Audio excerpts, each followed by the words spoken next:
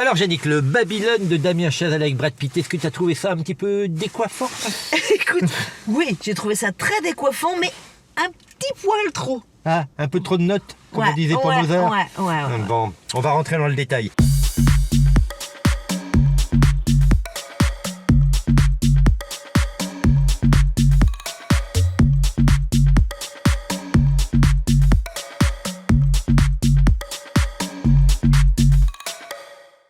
Mais l'histoire.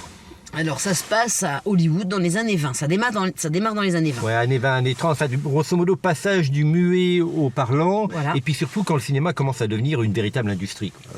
Tout à fait. Et on suit ça à travers plusieurs personnages, notamment 3. Joué par Brad Pitt et Margot Robbie pour les acteurs. Voilà, et je te laisse... Diego Calva pour Voilà. un jeune qui va devenir producteur. Si tu pouvais aller n'importe où dans le monde, où est-ce que tu irais? Je vais faire partie de quelque chose d'exceptionnel.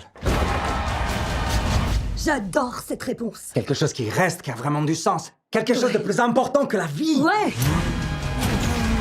C'est inscrit dans les étoiles. Je suis une étoile. Si j'étais riche, moi, je dépenserais tout mon argent dans des trucs marrants, pas des trucs emmerdants comme les impôts.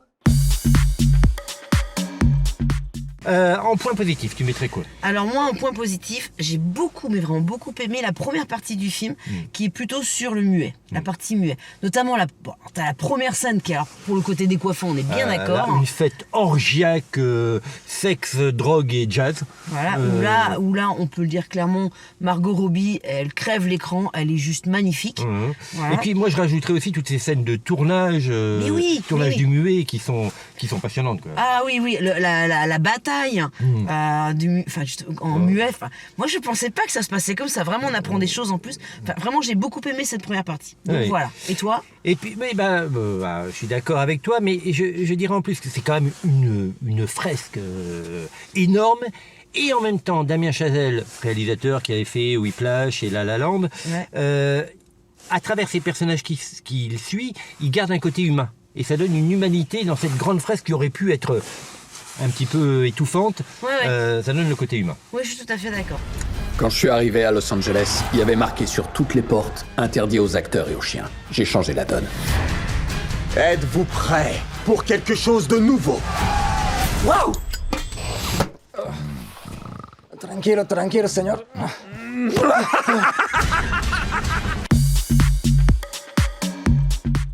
Un point négatif. Alors moi, point négatif, c'est qu'il y a un moment, tu vois, il dure quand même 3h13, tu disais.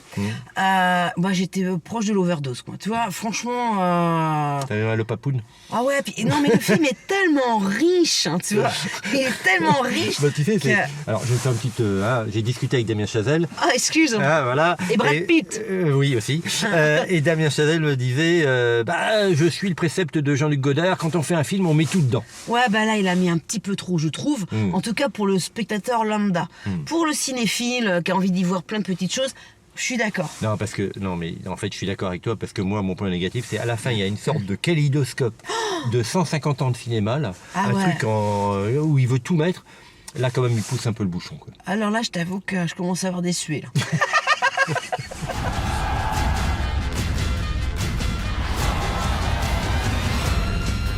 Vous savez ce qu'on doit faire? On doit casser les codes. Coucher nos rêves sur la pellicule pour qu'ils entrent dans l'histoire. Qu'on puisse regarder l'écran et se dire « Eureka! Je suis plus tout seul. »